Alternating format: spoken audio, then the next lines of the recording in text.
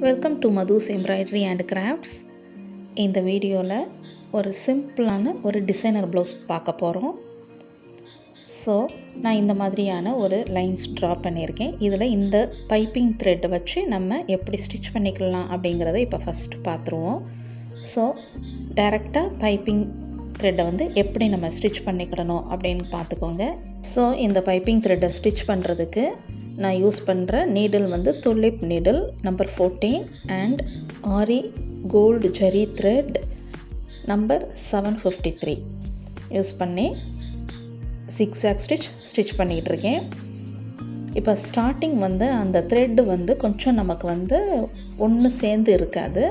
So அந்த இடத்துல மட்டும் நம்ம என்ன செஞ்சுக்கலாம், ஒரு 2 or 3 டைம்ஸ் அந்த இடத்துல சிக்ஸாக் ஸ்டிச் பண்ணிவிட்டு அந்த 2 லைன்ஸ் நான் ட்ரா பண்ணியிருக்கிற அந்த கேப்பில் சென்டரில் மட்டும் இப்படி வச்சு நம்ம ஸ்டிச் பண்ணிக்கிட்டோம் அப்படின்னோம்னா ஒன்று போல் நமக்கு ஈவனாக அந்த பைப்பிங் த்ரெட் கரெக்டாக வந்து ஸ்டிச் ஆகும்.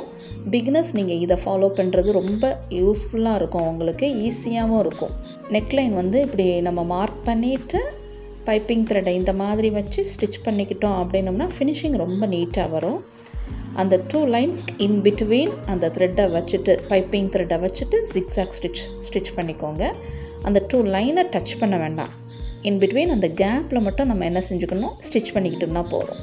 இப்போ ஸ்டிச் பண்ணுற இந்த மெத்தட் வந்து க்ளூ அப்ளை பண்ணாமல் டைரெக்டாக ஸ்டிச் பண்ணுற மெத்தடில் சொல்லி கொடுத்துக்கிட்டு இருக்கேன். ஸோ இதை ஃபாலோ பண்ணிக்கிடலாம். பைப்பிங் த்ரெட் வந்து நிறைய திக்னஸில் கிடைக்கும். நான் யூஸ் பண்ணுற நம்பர் வந்து டிஸ்கிரிப்ஷனில் கொடுக்குறேன், பார்த்து செக் பண்ணிக்கோங்க.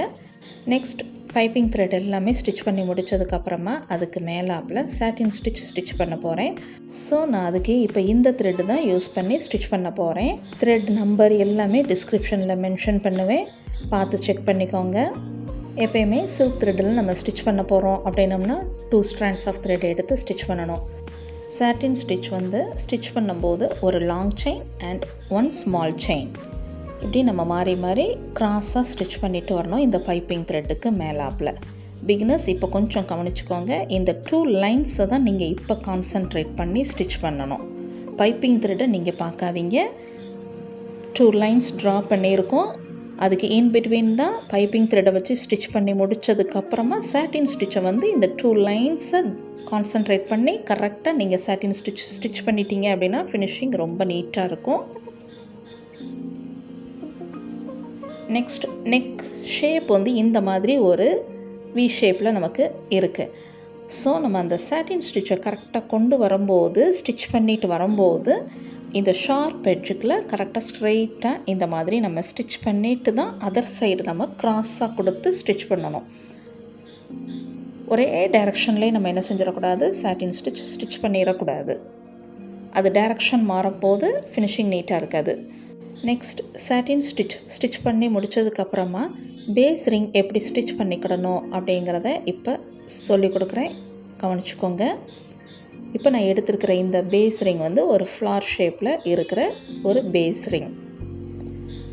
அதை டைரெக்டாக ஆரி நீடிலில் எப்படி நம்ம ஸ்டிச் பண்ணிக்கிடணும் அப்படிங்கிறத இப்போ பார்ப்போம். ஸோ அந்த சாட்டின் ஸ்டிச்சுக்கு பக்கத்துலேயே என்ன செஞ்சுக்கணும், இந்த பேஸ் ரிங்கை நம்ம ஸ்டிச் பண்ண ஆரம்பிச்சுக்கலாம். நார்மல் செயின் ஸ்டிச் தான்.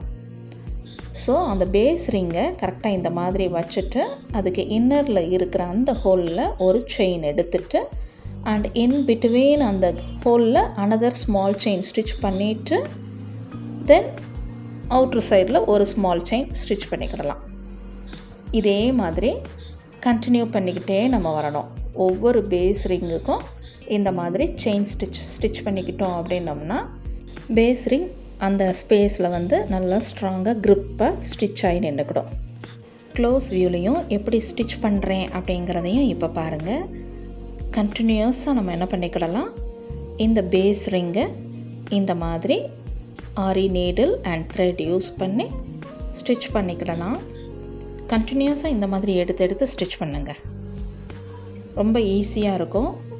இந்த டிசைனர் ப்ளவுஸ் வந்து டயக்ராம் ரொம்ப ஹெவியாக இல்லாமல் சிம்பிளாக லைன்ஸ் மட்டும்தான் இருக்குது. அதை நம்ம கான்சன்ட்ரேட் பண்ணி அதை நம்ம ஸ்டிச் பண்ணி இப்போ நம்ம இதெல்லாம் ஃபினிஷ் பண்ணதுக்கப்புறம் ஒரு கிராண்ட் லுக் கிடைக்கும்.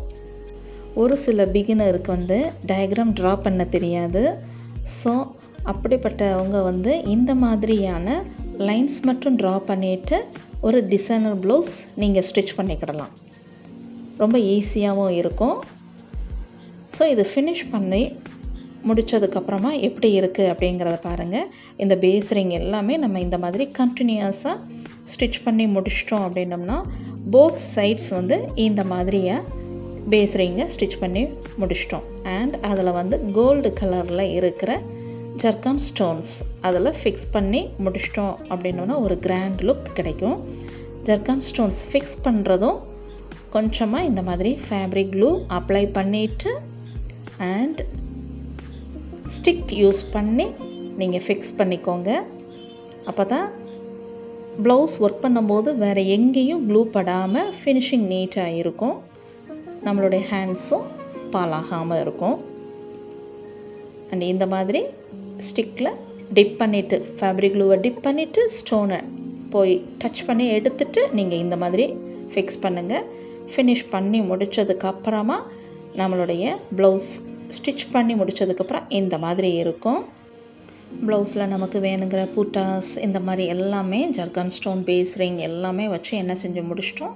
ஃபினிஷ் பண்ணி முடித்த உடனே நல்லா சிம்பிளாக கிராண்ட் லுக்கில் இந்த டிசைனர் ப்ளவுஸ் இருந்தது. ஒன்லி கோல்டு மட்டும்தான் வேணும் அப்படின்னு கஸ்டமர் கேட்டிருந்தனால ஒன்லி கோல்டு மட்டும் நம்ம யூஸ் பண்ணி ஃபினிஷ் பண்ணி முடிச்சிட்டோம்.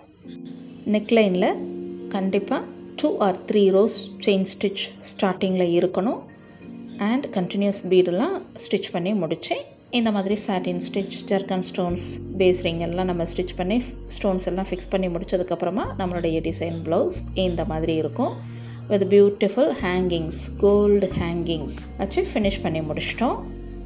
எல்லாமே கோல்டு வேணும் அப்படின்னு கேட்டிருந்தனால ஃபுல் கோல்டு மட்டும்தான் நம்ம யூஸ் பண்ணியிருக்கோம். கான்ட்ராஸ்ட் கலர் அந்த மாதிரி எதுவுமே நம்ம கொண்டு வரல. ஸோ ஹேங்கிங்ஸ் கொண்டோம் ஒன்லி கோல்டு. இந்த கோல்டு ஹேங்கிங்ஸ் ரொம்ப பியூட்டிஃபுல்லாக இருக்குல்ல. நெக்ஸ்ட் இந்த டிசைனர் ப்ளவுஸோடைய ஸ்லீவ் அண்ட் ஃப்ரண்ட் எப்படி இருக்குது அப்படிங்கிறதையும் இப்போ பார்த்துருவோம். ஃப்ரண்ட் வந்து இந்த மாதிரி ஒரு ரவுண்டு நெக்கில் உள்ள டிசைன் அண்ட் பேக் நெக்கில் நம்ம எப்படியெல்லாம் நம்ம ஒர்க் பண்ணியிருக்கோமோ த சேம் டிசைனில் ஒர்க் பண்ணி முடிச்சிடணும். அண்ட் நவ் இப்போ ஸ்லீவ் பாருங்கள் வித் ஜெர்ரி பார்டர் வச்சு இருக்குது கோல்டு கலரில். ஸோ அதுலேயும் நம்ம நெக் டிசைனில் நம்ம என்னெல்லாம் ஒர்க் பண்ணியிருக்கோமோ த சேம் டிசைனில் வித் புட்டாஸோடு இந்த மாதிரி முடிச்சிட்டோம். இந்த வீடியோ உங்கள் எல்லாருக்குமே யூஸ்ஃபுல்லாக இருந்திருக்கும். இது வரைக்கும் மதூஸ் எம்ப்ராய்டரி அண்ட் கிராஃப்ட்ஸுக்கு சப்ஸ்கிரைப் பண்ணாதவங்க சப்ஸ்கிரைப் பண்ணிக்கோங்க. தேங்க்ஸ் ஃபார் வாட்சிங்.